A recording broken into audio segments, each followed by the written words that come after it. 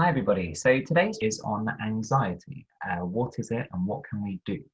So this training will focus on kind of the background of anxiety, giving a bit of an idea about what it is and how it affects young people, but it also ends with some really practical kind of strategies and interventions for how we can support children of primary and secondary age.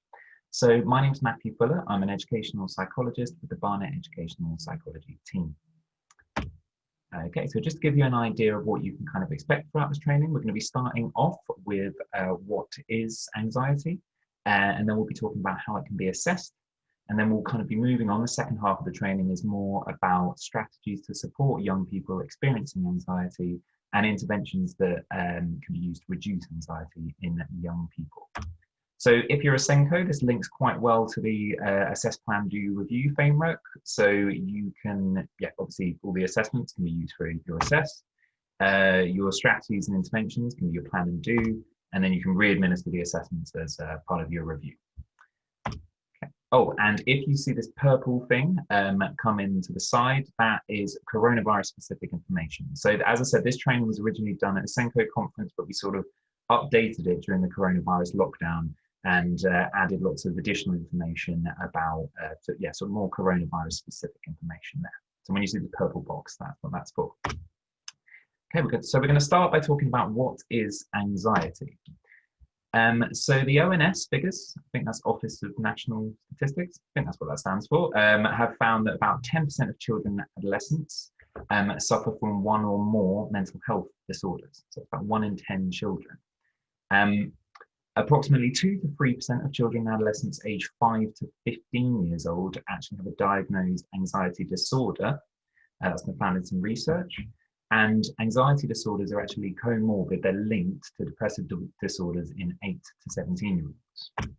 We also know that anxiety can have a big impact on cognition, how young people kind of process information in their heads. We know it can actually have a big impact on your short-term, your working memory. And linked to that as well, we know that anxiety can have an impact on academic achievement.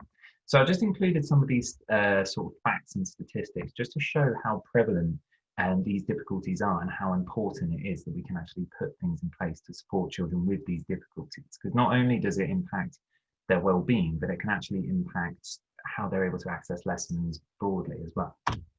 And I don't think there's any big surprise here, but there was a paper by Young Minds that's actually found that coronavirus has had a big impact on young people with mental health needs, and that young people, a lot of young people are experiencing increased stress and elevated levels of anxiety as a result of the pandemic. Okay, so we're going to start by talking about what is anxiety, and whenever I do this, I usually like to introduce my 3 cavemen friends. So we have Mr. Flight, this guy here, Mr. Fight, and Mr. No Fear Response. So these are cavemen, it's a long time ago, and they're hanging out, doing their caveman stuff. I don't know what cavemen did, but they're hanging around, and a tiger pops up. And naturally, Mr. Flight just legs it, just runs away. He has a big fear response, and he just runs. Legs it away from the tiger. So the tiger goes to Mr. Fight, and Mr. Fight naturally gets out a spear, and he is fighting, and he is trying to get the tiger away from him. So unfortunately, then it goes to Mr. No Fear Response. So Mr. No Fear Response doesn't have a fear response, and he just doesn't react basically. So the tiger comes to him, and he just goes, "Oh, look, a tiger. Oh, here, kitty, kitty, kitty, kitty." He just doesn't react, doesn't really think it's a threat, and his body doesn't react. So naturally, one of these cavemen is going to be slightly more likely to be eaten by a tiger. And I think we can all guess which one, but if you can't, it's shown by this animation here. It's Mr. No Fear Response. He gets eaten by a tiger. So this then means that Mr. Flight and Mr. Fight, they pass on their genes, and they have a family, and they pass on their flighty and fighty genes to their children, who subsequently then pass it on. Fortunately, Mr. No Fear Response, because he doesn't have a fear response, he dies, and he doesn't pass on his genes to subsequent cavemen generation. So one of the big things that we can take away from this is actually that fear response, when you have a physical response to a threat, that is actually a good thing that has kept us alive for centuries. If we didn't have it, we wouldn't react when stressful things happen. We'd be eaten by tigers. So it's bad news. So that's a fear response. But there is a difference between a fear response and anxiety. And how I like to think about it is, if you imagine yourself walking down these two roads. Now, I should remind you now, actually, I should make clear now, these slides were actually made pre-coronavirus. So there are some updated coronavirus slides coming afterwards. So imagine if you're walking through the park in the middle of the day, it's nice and sunny, there's people around, you're going to be quite relaxed. It's not a particularly anxiety-provoking situation. You feel safe, you feel secure, lots of people about, and you're very unlikely to kind of get harmed.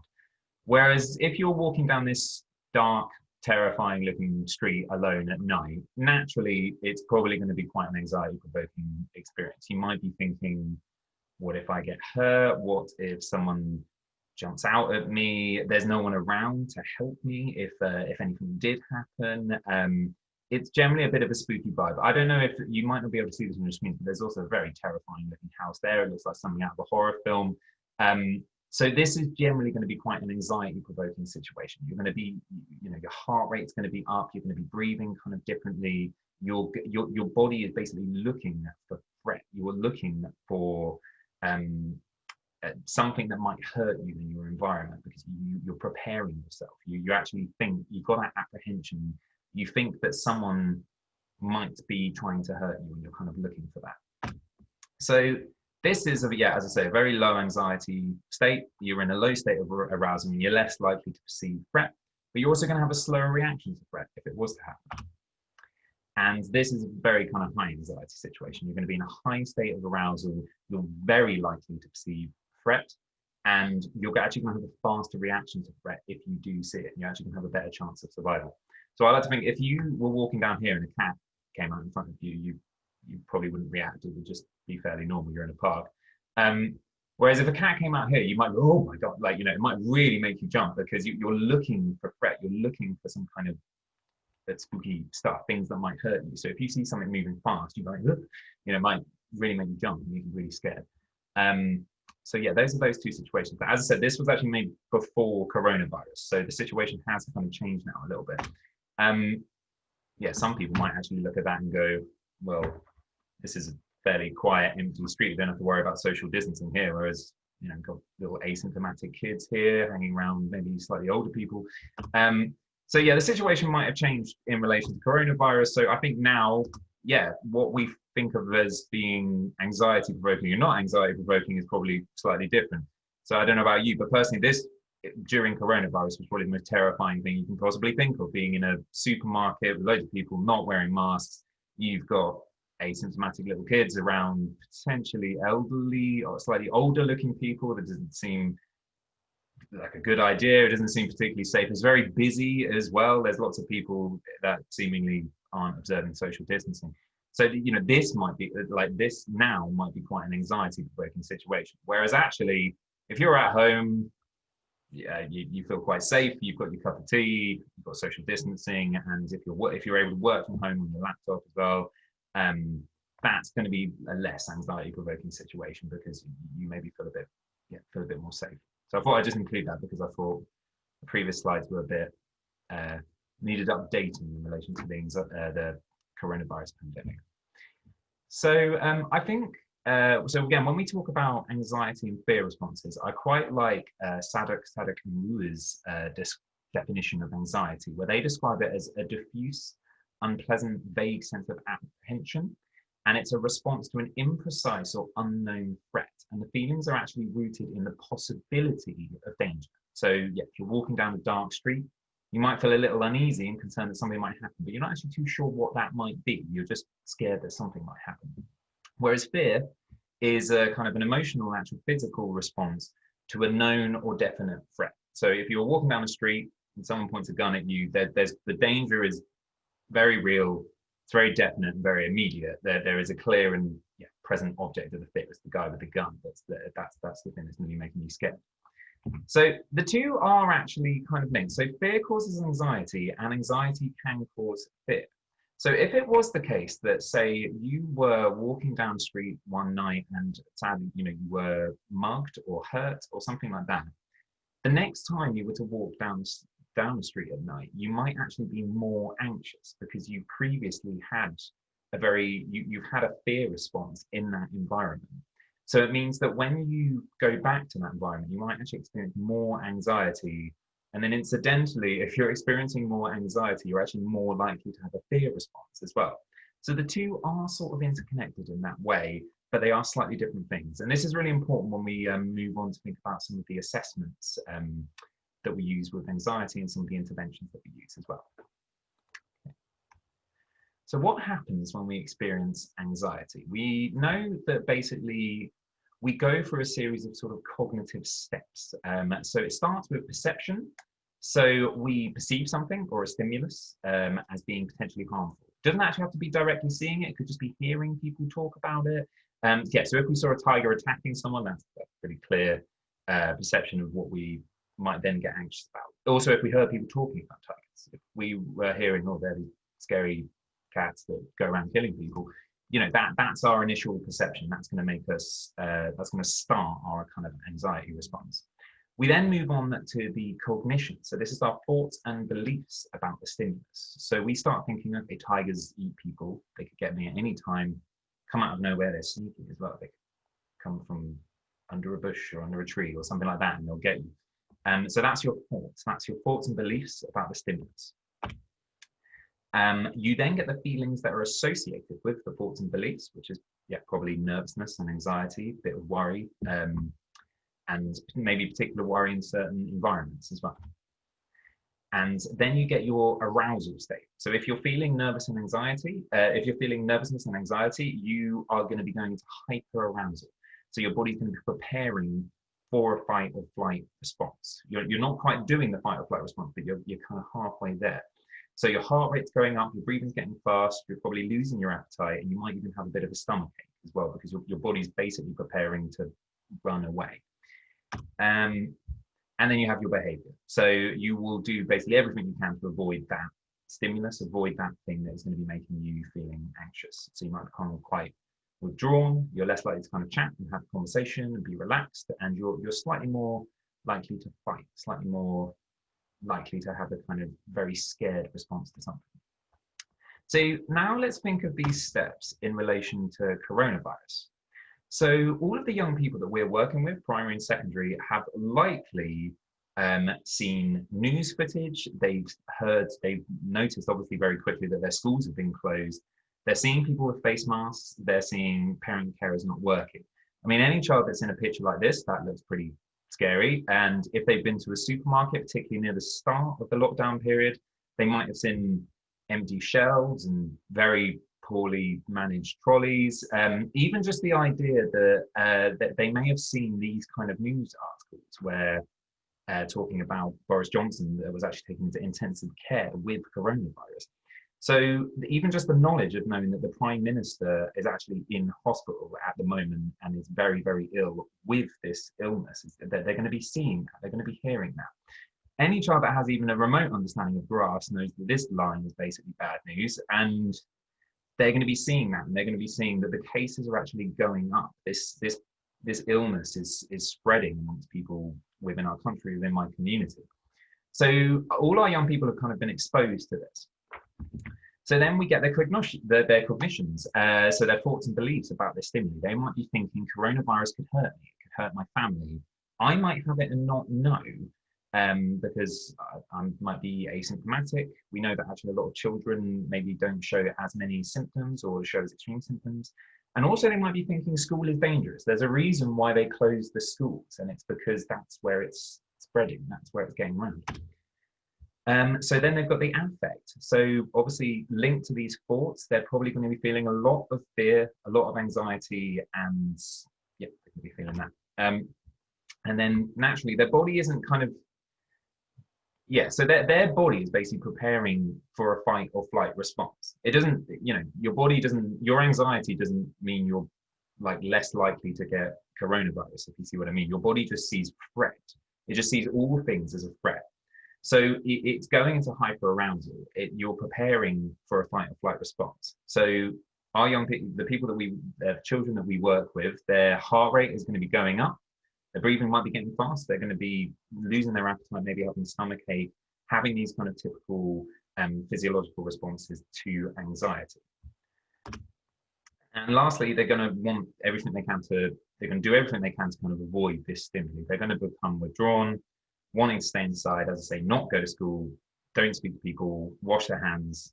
And also it might have an impact on their concentration, how they sleep, and it might kind of result in them feeling a bit kind of generally confused and on edge. So we know that everyone experiences anxiety from time to time, and actually a lot of anxiety can be adaptive. It can actually be quite normal. It's a normal part of our everyday life, everyday experience. But there is a difference between anxiety and an anxiety disorder. So as we said, we have that kind of adaptive anxiety, but then we also have maladaptive feelings of anxiety. So feeling nervous about an exam with living training, very normal, very adaptive, is a completely normal kind of response to that situation.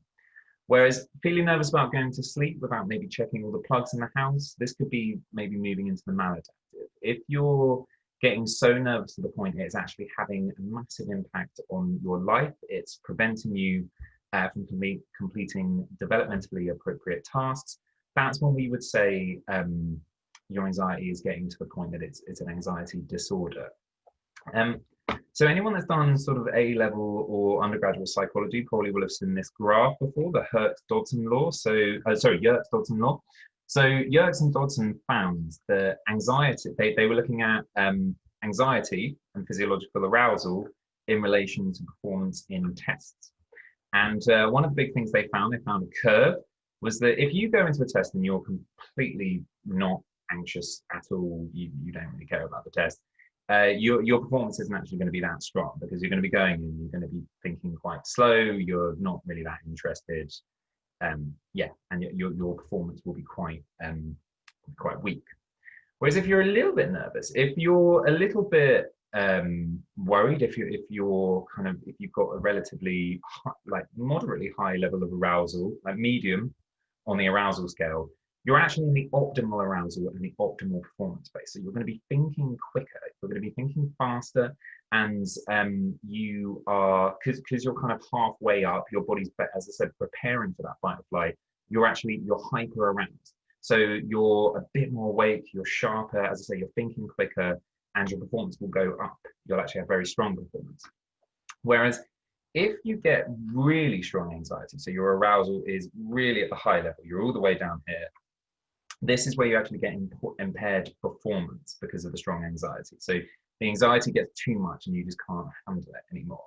So I always like to include the Yerkes-Dodson law, because I think it's important to know that actually some anxiety in some situations can be quite good. If you're a bit nervous about an exam, you're probably going to do okay. But we need to monitor it, because obviously if you get to that point where you're really, really nervous and you've got this really, really strong anxiety, that's actually going to impair your performance. There's a fun fact as well. Sorry, John Dodson disappeared. No one actually knew what happened to him. He never actually finished this research, and he just went away. So it's a very mysterious thing in psychology. Okay, so some updated coronavirus information. Obviously, at the moment, it can be quite difficult to actually judge what is adaptive and what is maladaptive in relation to anxiety. I think a combination of changing government guidance and social distancing has actually meant we don't really have as much of a strong sense of what is normal anymore in relation to anxiety, particularly around sort of how we respond to the coronavirus. So, a couple of months ago, wearing a mask, some people were doing it, but some people weren't. But now it's compulsory to wear masks inside buildings. So this has become a very normal sight. I mean, I live in London. I see people all the time wearing these kind of masks. But I mean, if you're wearing a kind of whole World War II era gas mask, that's maybe a bit extreme. I don't know. But it can be quite difficult. I think a lot of schools are going to find it quite difficult when children come back, working out at what point is this okay, this is kind of normal and quite typical anxiety, and what this is maybe quite excessive. So that's just a point in relation to coronavirus. So I'm just going to go through some of the most common anxiety disorders that we usually see. So we'll start with sort of generalized anxiety disorders. So this is where you just have regular and uncontrollable worries about many different things in daily life. Social anxiety disorder, this is where you have extreme fear, anxiety triggered by specifically social situations. Panic disorder, so this actually means having regular panic attacks without a clear cause or trigger. So that's where your body has a panic attack and has an extreme sort of physical response to something, but it doesn't necessarily have a specific event that caused it. Separation anxiety, so this is where there's developmentally inappropriate and excessive anxiety concerning separation from home or those to whom the individual is attached. So there's quite a lot of very young children. Phobias, they are actually a form of anxiety disorder. So this is an extreme fear or anxiety triggered by a particular situation or particular object, such as spiders. Post-traumatic stress disorder. So this is an anxiety disorder caused by very stressful, frightening or distressing events and the kind of recollection of those events in your life. Obsessive compulsive disorder. So this is a diagnosis that's linked with having repetitive thoughts, behaviors, or urges as well as a means of regulating your anxiety.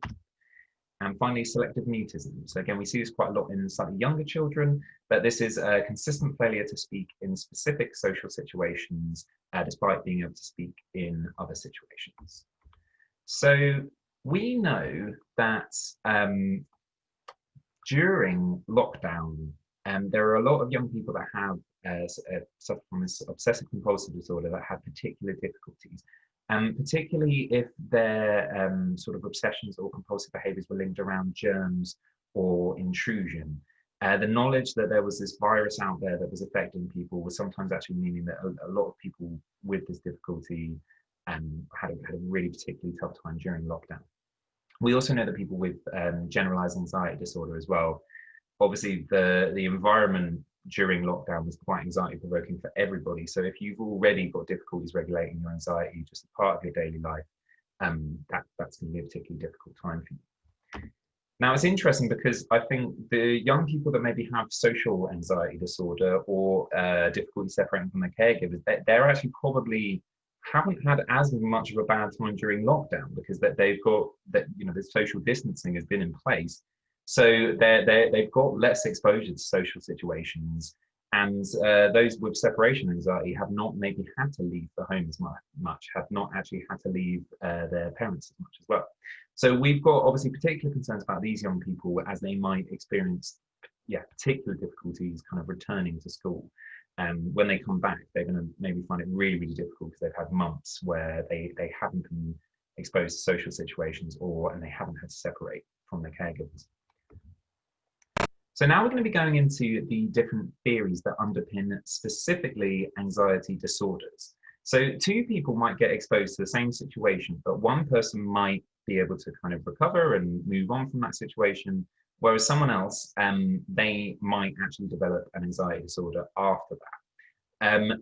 So the genetic theory sort of says that basically you inherit a predisposition to an anxiety disorder from your parents, and then you would get exposed to threat at some point, so it could be a tiger, and then that actually results in you then having an anxiety disorder afterwards. So you get that inherited predisposition that gets exposed to an environmental event, and then that results in an anxiety disorder.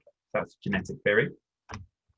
There's also the neurotransmitter hypothesis. So this suggests that basically there's a dysregulation of some of the neurotransmitters that make us feel scared or aroused. So in our brain, just some people produce more of these neurotransmitters, these sort of chemicals that make us feel really scared and really aroused. And that is the thing that kind of results in some people getting anxiety disorders and some people not. So now we're going to be going to the psychological theories. These were a particular favorite at the Senko conference.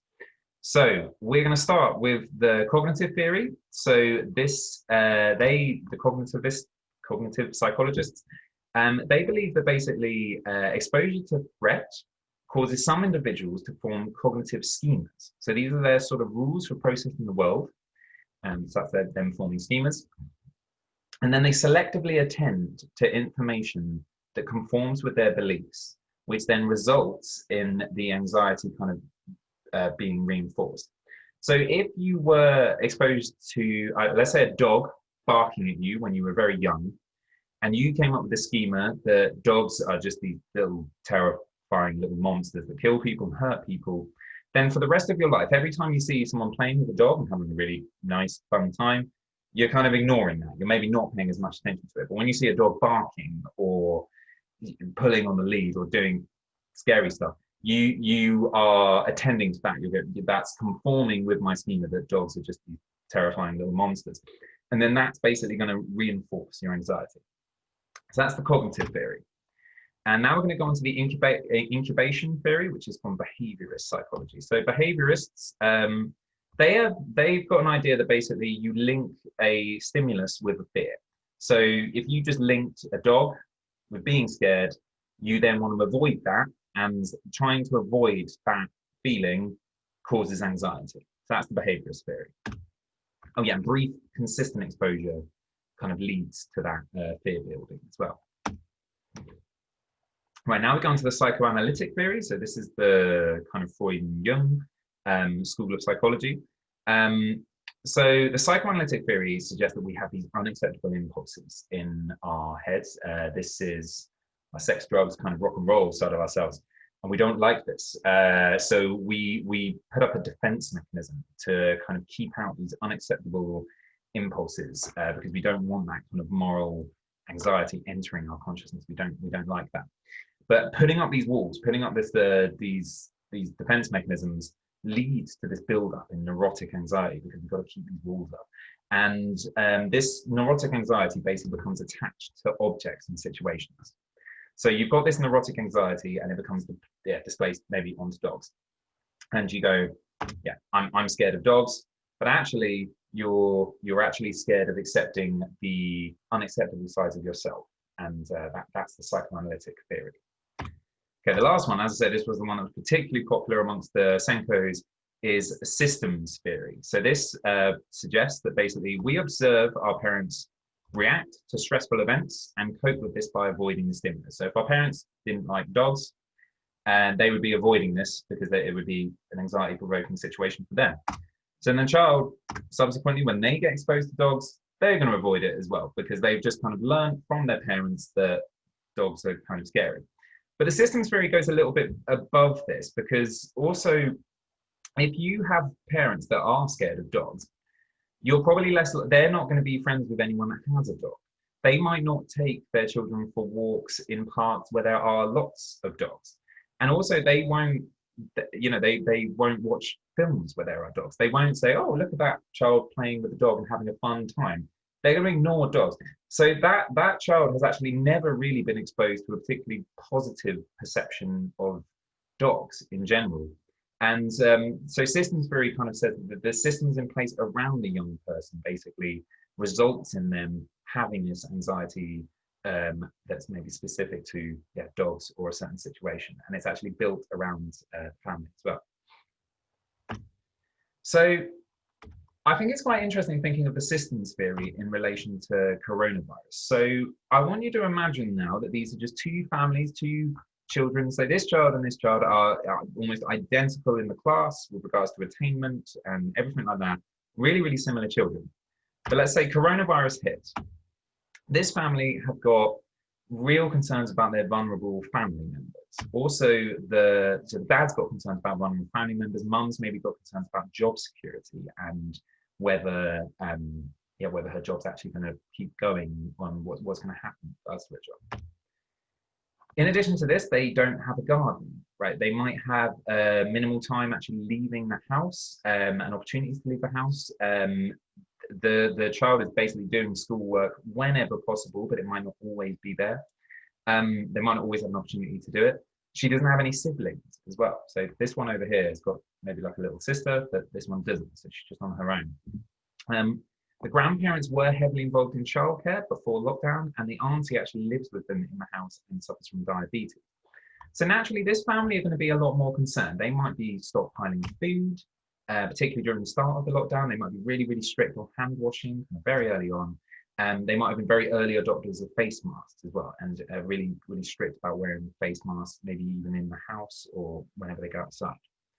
So Now let's imagine this other family here. So this child, the mum was able to work from home throughout the duration of lockdown, and the dad was furloughed at full pay. They have a house with a garden, so they had opportunities to go outside during the sun and get fresh air.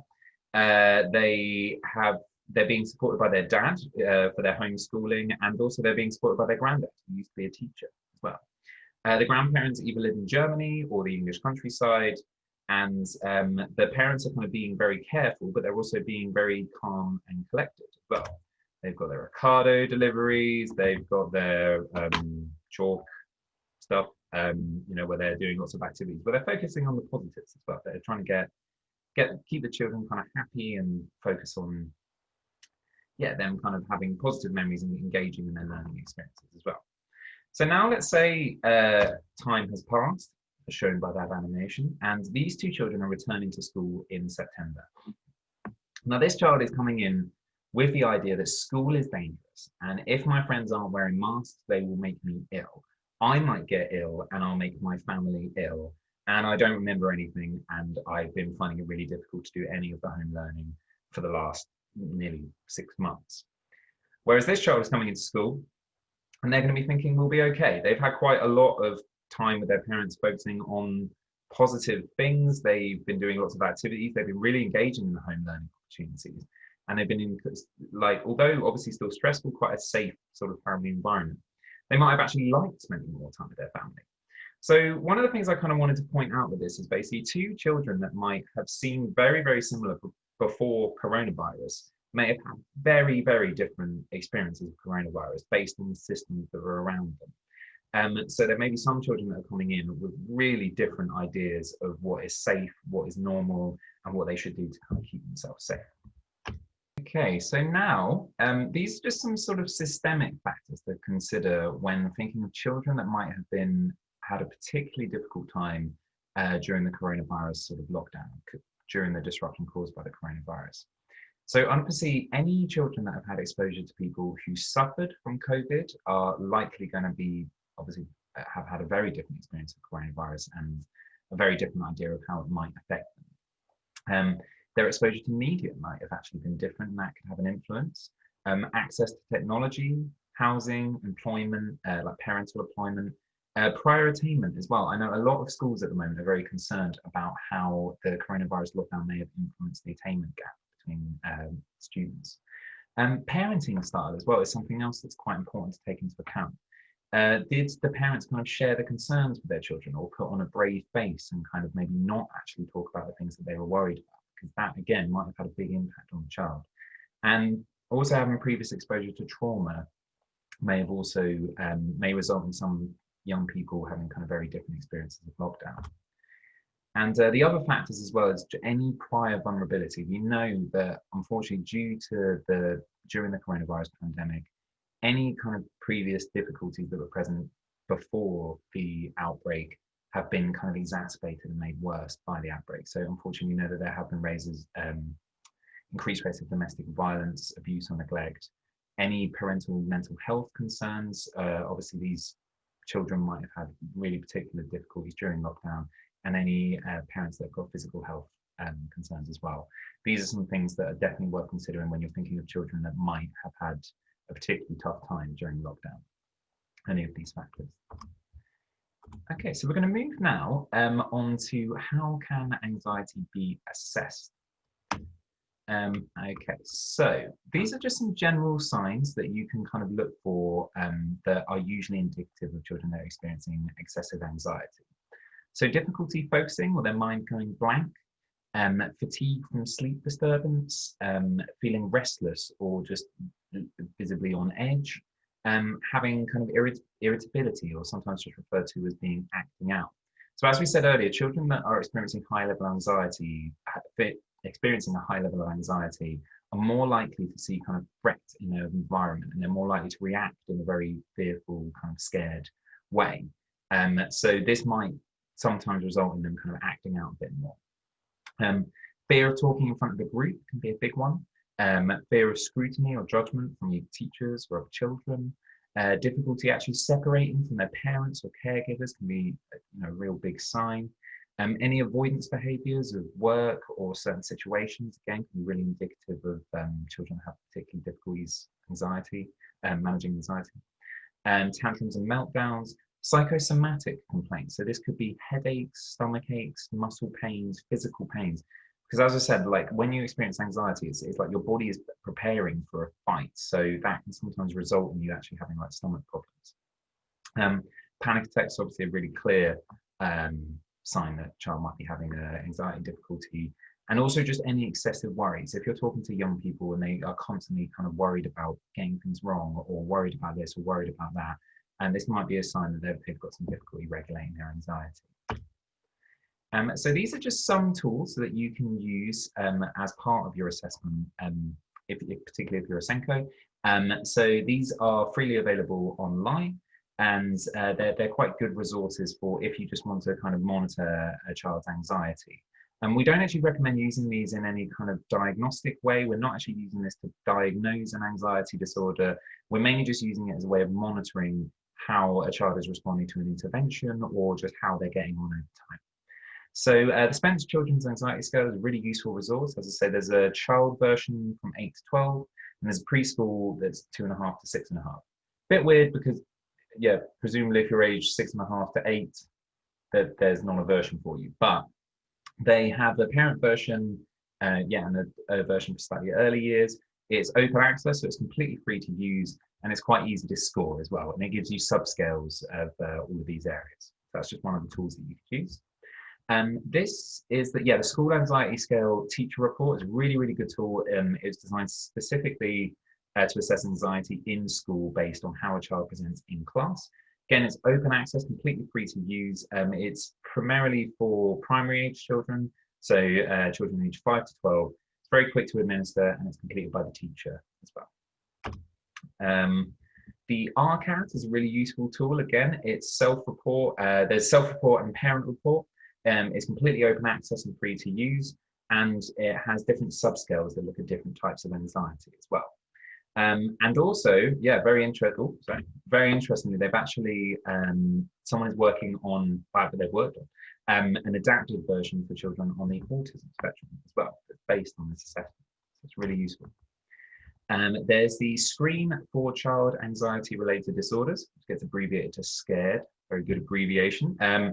And it's there are parent and child questionnaires, and the age range is about 8 to 18. Again, it's open access, so completely free to use, and it just gives you a score for basically these different areas. So again, it can be a really useful tool for monitoring children that might be experiencing anxiety. The last one, this is quite a popular one, again, completely free to use. You can download it online. It's a screen and measure for mental health needs, and it's called the Strengths and Difficulties Questionnaire. It's got a really wide age range, so it's you can use it from children aged 4 to 16, and the emotional problem scale kind of closely linked to anxiety, so that can be quite useful. The other one is actually the Boxall profile. This is something that we recommend, and I know it's quite commonly used with Senkos as well. So these are just some assessments that you can use to monitor children's anxiety over time and sort of monitor how they're getting on in relation to any interventions or anything like that you're using. Okay, so yes, these are some factors to consider when identifying kind of vulnerable children as well. So this is actually based on a paper that was produced by the Children's Commission, and they have suggested that basically any children whose parents suffer from mental ill health may be particularly vulnerable and should be monitored more closely. Young carers, children with special educational needs and disabilities, children with child protection plans, domestic abuse, criminal exploitation, children in care, particularly children isolating without family members is quite a big one, children living in poverty, children with poor internet access, and poor housing conditions. These were just some of the factors that were outlined by the Children's Commissioner that were kind of things that we should consider when considering vulnerable children that may have been particularly vulnerable during the coronavirus outbreak. So now in the second part of the training, what we're going to be doing is going through the strategies and the interventions that we can use to support anxiety in the classroom. So for the strategies, we'll be talking about all of these areas, and then we'll move on to the interventions as well and talk about some of these things.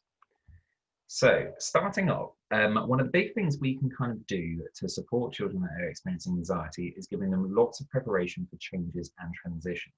We know from saying earlier that one of the big things that happens in anxiety is this feeling of uncertainty and apprehension. So, if you can alleviate that as much as you can, it is going to result in the child feeling a little less anxious and a little less worried.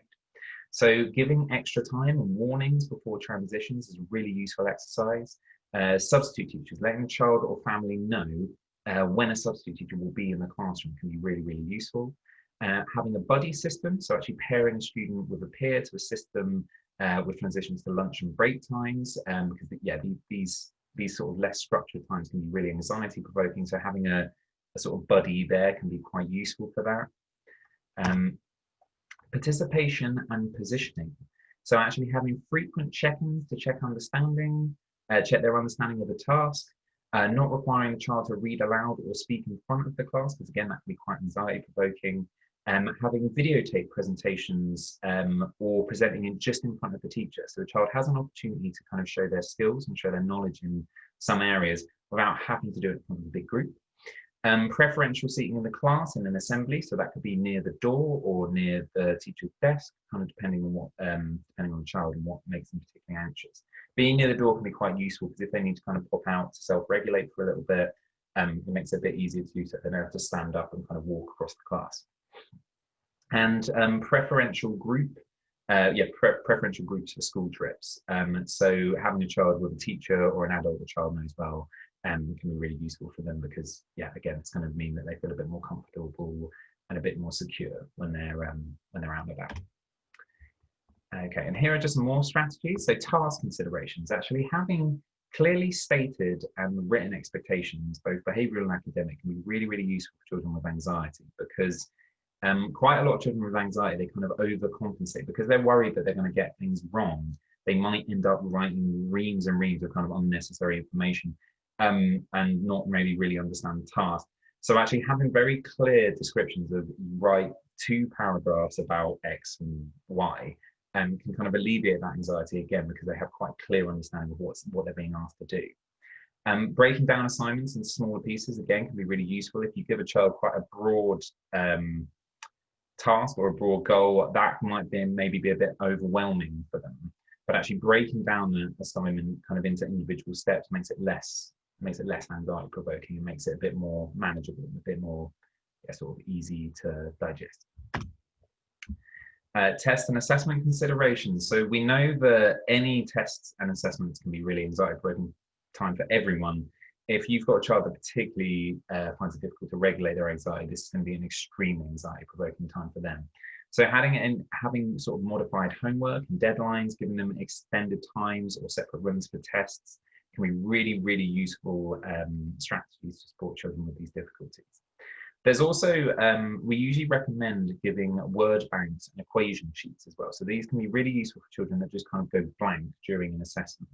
Even if it's mainly just to kind of prompt them, because I think sometimes when children sit at an exam, they might just go completely blank. They're completely overwhelmed and they're struggling to think of anything. But having like a prompt sheet or even just a word list or something like that, something that they're familiar with in the class, might kind of prompt them to actually get started and give them an idea of what they can do. Having really clear lines of support. This is something that we really recommend quite a lot. So having cool down classes can be really useful. So giving children an opportunity to kind of take a break from the classroom. And they should be kind of really clearly explained that this is something that you can do to keep yourself calm. And it's something that you can kind of hold as well. It's like a card, that you can hold in your hand. And if you are feeling particularly stressed, you can kind of give out, put it on the desk and make it clear to anyone that actually you need some time out and you need some time to self-regulate. So these are some quite useful examples of some here where they actually include a timeout card, but then also a strategy that you could do when the child is outside to help them calm down.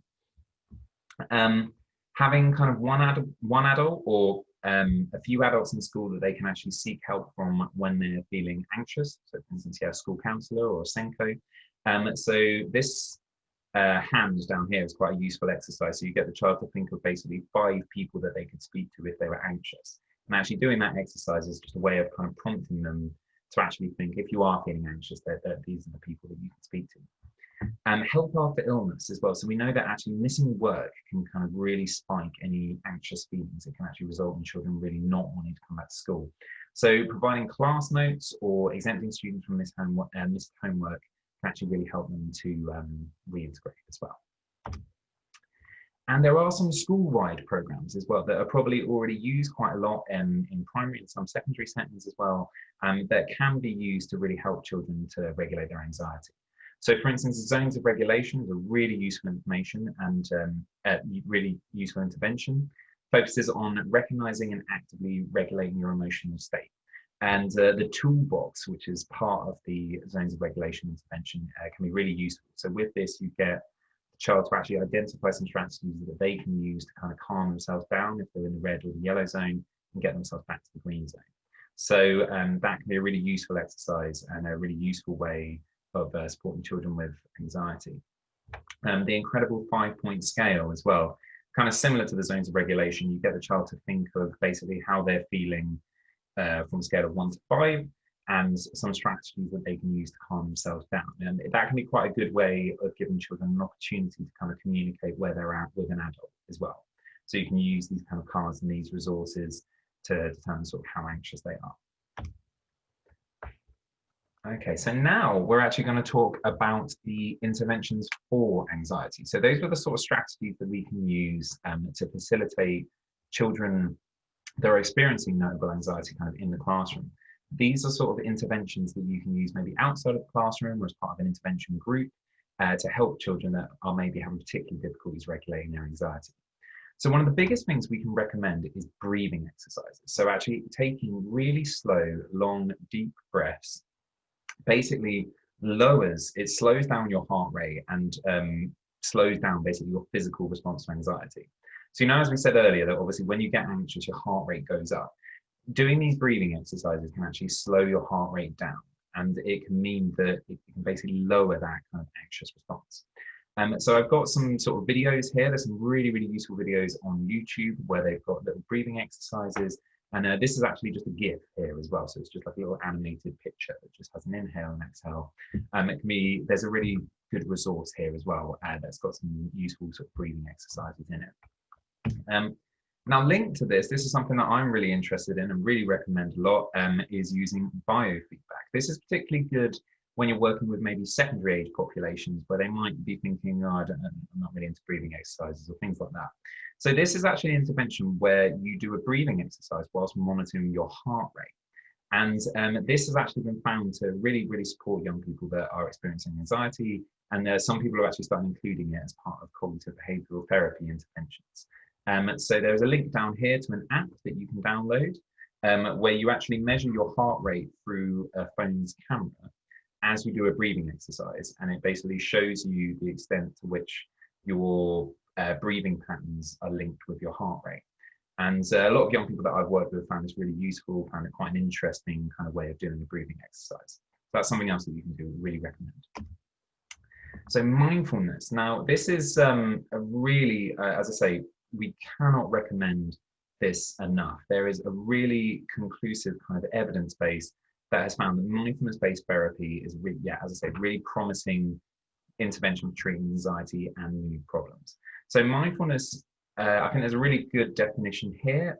Mindfulness refers to a process that leads to a mental state characterized by non-judgmental awareness of the present moment experience, including one's sensations, thoughts, bodily states, consciousness, and the environment, while encouraging openness, curiosity, and acceptance. So it's a lot of the time they're kind of called mindfulness meditations, and it might be an exercise where you listen to headphones and you have someone talk through a sort of meditation with you. And we've got some of the ones we really recommend are Smiling Mind and Headspace for Kids as well. So these are quite accessible for children of all different ages, and they provide mindfulness-based meditations for, as I say, children from primary age or secondary age. They're really accessible, and the Headspace one actually is particularly accessible for young people. It's got lots of animations and things like that. But mindfulness, we just really can't recommend it enough. It really helps a lot of people that suffer from anxiety, and it can be a really, really useful intervention for a lot of children and young people. So physical exercise. So we actually know from research that basically having regular opportunities to do physical aerobic exercise has actually been found to reduce feelings of anxiety. Now, in this research paper, it's quite interesting. They think it might possibly be due to heart rate variability. So when we do physical aerobic exercise, our body kind of learns to lower our heart rate because we're running and we're doing this kind of aerobic exercise. And basically that learning to lower your heart rate actually can also respond to anxiety as well. So when your heart rate goes up when you're feeling anxious, your body can kind of learn to calm it down. That's the theory. I'm not 100% sure, but we know that physical aerobic exercise, can be really useful for helping young people that have anxiety. There are also a lot of self-help books and resources available, and some of them are really, really useful and can be really effective for supporting young people with anxiety. So one of the big ones we usually recommend is the Anxiety Workbook for Teens. So this is sort of specific to adolescent teenage children. It's got lots of activities that are based on principles of CBT that are designed to sort of reduce your anxiety. So I know some schools that are actually using this as part of a sort of anxiety group for children and young people. They've also got another version that's focused on mindfulness and acceptance as well. So I think it's a similar author or a similar publisher, but it's also a really useful resource that can be used. If you've got slightly younger children, so if you're primary age children, you've got things like the huge bag of worries or what to do when you worry too much. These are both children's stories that are about kind of regulating and managing anxiety. And as I said, this has been found to be quite effective at supporting children and young people. It's also quite useful, as I say, if you are setting up a group in school, in your schools, these can be quite useful resources to include as part of a group, part of an intervention. And one of the big things as well that we always recommend, if you have got children that are experiencing kind of very, very significant anxiety, cognitive behavioral therapy is a really good course of treatment that can really support young people with these difficulties. So, as I said, the research has shown that it is the most effective kind of evidence-based treatment for anxiety. So cognitive behavioral therapy broadly looks at our thoughts, emotions and behaviors, and sometimes it actually includes our physical feelings as well, so how we feel kind of in our body. And the idea is actually through subsequent sessions, we kind of unpick basically what we're thinking about, how that makes us feel, how our body responds and how we act. And kind of going through these processes can really support people to understand what triggers their anxiety and what things they can do to kind of help regulate their anxiety as well. So there are actually different forms of CBT, and we're currently in the third one. That can include things like acceptance and commitment therapy, dialectical behavior therapy, or mindfulness-based cognitive therapy. So these are all actually forms of CBT. And the main process of the main point of kind of cognitive behavioral therapy is that behavioral change can be brought about through the relationship between the client's thoughts, feelings, and behaviors. So CBT can be conducted as part of a group, but it also can be done by individual sessions as well. If you are interested and you think a child might particularly benefit from CBT, it might be worth talking to your Link educational psychologist, or also CAMS can be really useful for things like this. If you've got links with CAMS, or CAMS in schools or something like that, they can be kind of quite useful for people to speak to. But you do need to be trained to deliver a CBT intervention, so that needs to be delivered by a trained professional. Okay, and lastly, there is actually a growing area of interest with computerized cognitive behavioral therapy. So there is actually some software and some online resources out there that are based on principles of cognitive behavioral therapy, but they've been made almost into software. So some of the big ones is the BRAVE program, which you can see here. There's also OC Fighter, which is specific to obsessive compulsive disorder, and Mood Gym as well. And there is some research to show that actually computerized CBT, has the potential for treating and preventing anxiety and depression in clinical and general populations of young people. So there is some research to show that actually this can be quite effective as well for some young people. So it might be worth considering as well. Thank you so much for watching this video. I really hope you found it very useful, and it gives a good kind of overview of what anxiety is, what assessments you can use to monitor children that are experiencing anxiety. But also I hope you find it's got some very kind of practical and accessible strategies that you can use to support children and young people that are experiencing anxiety, but also some interventions that can be easily implemented in a school as well, that you can use as part of an anxiety group, or as part of, yeah, kind of just generally how you support children with that are experiencing anxiety and also have mental health needs. So thank you very much and take care.